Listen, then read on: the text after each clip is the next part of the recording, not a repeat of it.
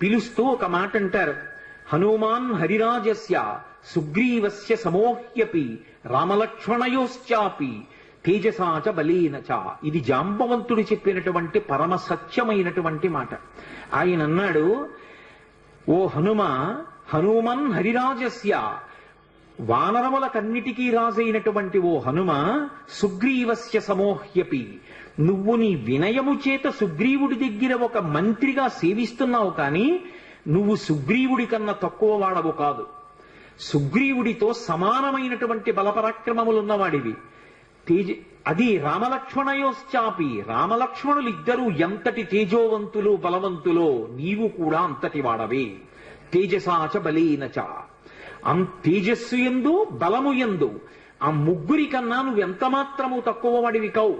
అటువంటి వాడివి ఇవాళ 100 యోజనముల సముద్రాన్ని దాటడం నీకు పెద్ద లెక్క కాదు.